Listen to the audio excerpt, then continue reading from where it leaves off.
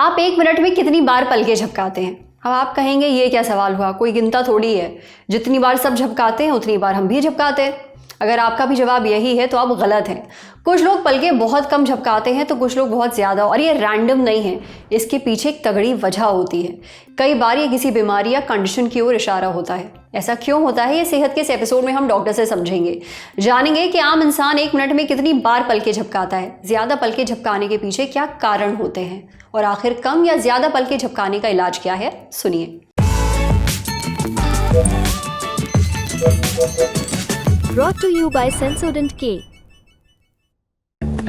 बस बैक नहीं आया। SLS पैराफिन और दूध का करंट भी कौन, तो लाइफ का करंट ऑन, कुछ भी तो ट्राई करके देख ले। Sensodent K toothpaste for sensitive teeth. जो नॉर्मल रेट जो पलकों के झपकने का होता है वो यूजुअली 12 से 15 बार प्रति मिनट का होता है। तो कई पेशेंट्स हम देखते हैं कि जो बार बार पलकें झपकाते हैं। तो पलकें झपकाने के कारणों को हम लोग देखते हैं कि पहले तो ये समझा जाता है कि क्या इसके पलक के झपकने का रेट ज़्यादा है या कम है। तो कई ऐसे परेशानियां होती हैं जिसमें पलकों के झपकने के रेट कम हो जाता है, जिसे हम कहते हैं रिड्यूस्ड ब्लिंक रेट, जो कि एक बीमारी को बताता है कि शायद हो सकता है कि पेशेंट को पार्किंसोनिज्म या पार्किंसन नामक बीमारी हो। पर ऐसे में ये देखा जाता है कि कई पेशेंट्स के ब्लिंक रेट बढ़ जाते हैं।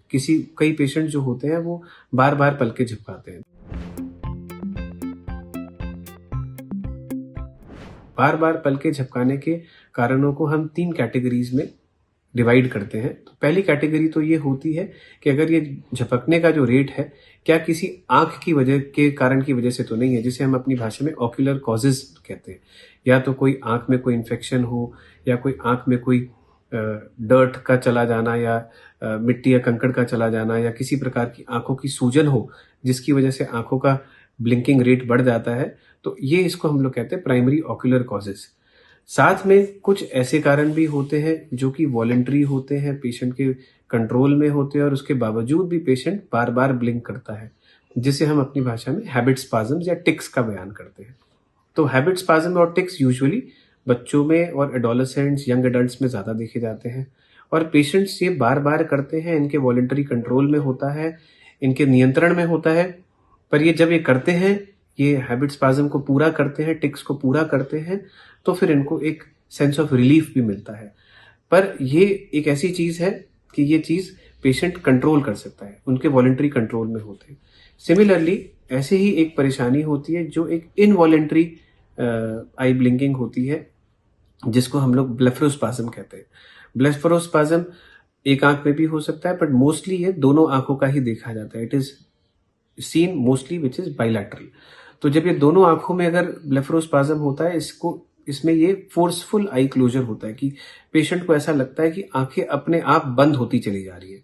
वो कोई भी कार्य में इंटरेस्ट ले रहा होगा या कार्य पूरा कर रहा होगा, तो अचानक से उसकी आंखें बंद हो जाती हैं और खुलती ही नहीं है उसके बाद। अक्सर ये पेशेंट्स को जैसे ड्राइव कर रहे हो या कहीं पर चल रहे हो तो उसमें एक प्रॉब्लम क्रिएट करा देता है।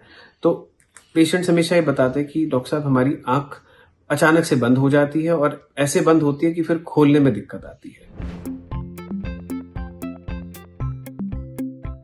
कभी भी कोई पेशेंट अगर हमारे पास इस तरीके से आता है तो हम ब्लिंक रेट को असेस करते हैं, उसको देखते हैं कि वो किस कैटेगरी में फॉल कर रहा है, किस कैटेगरी में है। अगर कोई आंखों से संबंधित कारण है तो आई स्पेशलिस्ट की तरफ भेजते हैं।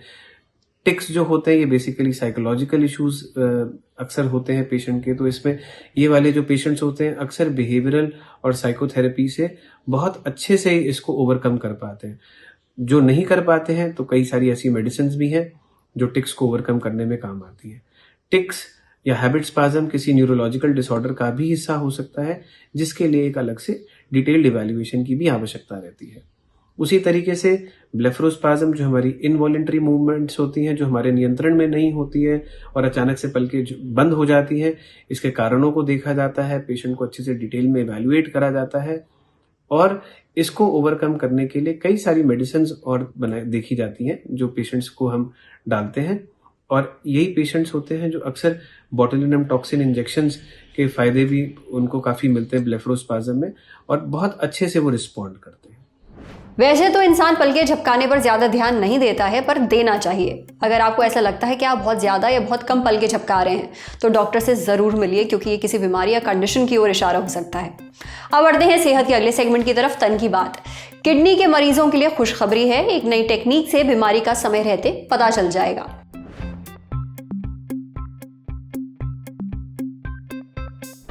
क्रॉनिक किडनी डिजीज, इस बीमारी में किडनी के काम करने की क्षमता धीरे धीरे कम होने लगती है, वो खून ठीक तरह से फिल्टर नहीं कर पाती है और नतीजा kidney failure. Chronic kidney disease के मरीजों को ज्यादा प्रभावी, ज्यादा असरदार इलाज मिले, इसके लिए डेनमार्क की और हूस यूनिवर्सिटी के रिसर्चर्स ने एक नया तरीका निकाला है। इसकी मदद से किडनी की बीमारियों के इलाज में बड़े बदलाव हो सकते हैं। इसके बारे में और जानकारी छपी है journal of American society of nephrology में। रिसर्चर्स ने एक ऐसा तरीका निकाला है जिससे पता चल जाएगा कि क्रॉनिक किडनी डिजीज के किन मरीजों की कंडीशन स्थिर है, यानी दिक्कत पहले से बढ़ी नहीं है। ये भी पता चल जाएगा कि किन मरीजों की किडनी तेजी से काम करना बंद कर रही है, यानी किन में किडनी फेल होने का चांस ज्यादा है। लेकिन ये पता कैसे चलेगा? देखिए, रिसर्च के मुताबिक इसमें मरीज के यूरिन का सैंपल लिया जाएगा और फिर उसमें एसिड और बेस के बीच बैलेंस जांचा जाएगा। अगर यूरिन में एसिड ज्यादा हुआ और बेस कम तो साफ पता चल जाएगा कि आगे चलकर किडनी को काम करने में बड़ी दिक्कत आएगी, यानी किडनी के काम करने की क्षमता घटती जाएगी। अभी क्रॉनिक किडनी डिजीज के मरीजों के ब्लड टेस्ट होते हैं जिसके जरिए खून में एसिड की मात्रा को देखा जाता है, लेकिन अगर पहले ही यूरिन की जांच हो जाए तो इसका इलाज ज्यादा आसान हो सकता है। स्टडी के रिसर्चर्स का मानना है कि इस टेक्निक की मदद से स्टेबल कंडीशन वाले मरीजों को बार बार अस्पताल जाने की जरूरत ही नहीं पड़ेगी। ऐसे में संसाधनों का जो इस्तेमाल है वो गंभीर मरीजों के इलाज में किया जा सकेगा।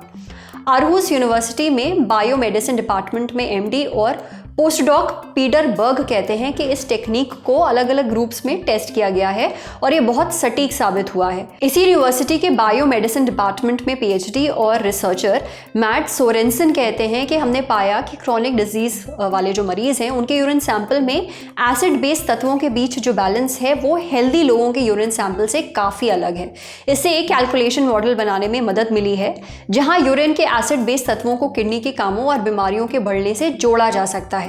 फिलहाल रिसर्चर्स यूरोपियन और अमेरिकन रिसर्च सेंटर्स के साथ मिलकर इस टेक्निक को 4000 मरीजों तक पहुंचाने की कोशिश कर रहे हैं। समझे। अब बारी सेहत के आखिरी सेगमेंट की खुराक यानी झक्कासी health tip. High blood pressure के मरीज खाने में ये चीजें शामिल करें, फायदे में रहेंगे। जिन्हें हाई ब्लड प्रेशर की समस्या रहती है उन्हें अक्सर पोटेशियम से भरपूर चीज़ें खाने की सलाह दी जाती है। पोटेशियम एक मिनरल है जिससे ब्लड प्रेशर को घटाने में भी मदद मिल सकती है, दिल की सेहत सुधर सकती है, हड्डियां और मांसपेशियां मजबूत होती हैं और नर्व्स सेहतमंद रहती हैं।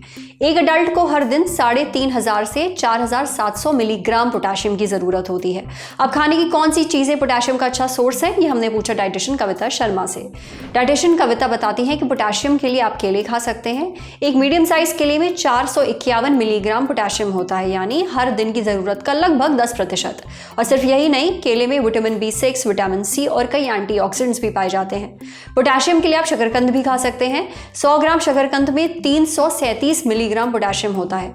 शकरकंद ब्लड प्रेशर तो सुधारता ही है, ये किडनी के लिए भी फायदेमंद है। इसमें फैट कम होता है, फाइबर और कॉम्प्लेक्स कार्बोहाइड्रेट्स अच्छी मात्रा में होते हैं। आप चाहें तो पालक भी खा सकते हैं। 100 ग्राम पालक में 558 मिलीग्राम पोटेशियम होता है और ये विटामिन ए, विटामिन के, फोलेट और मैग्नीशियम का भी अच्छा सोर्स है।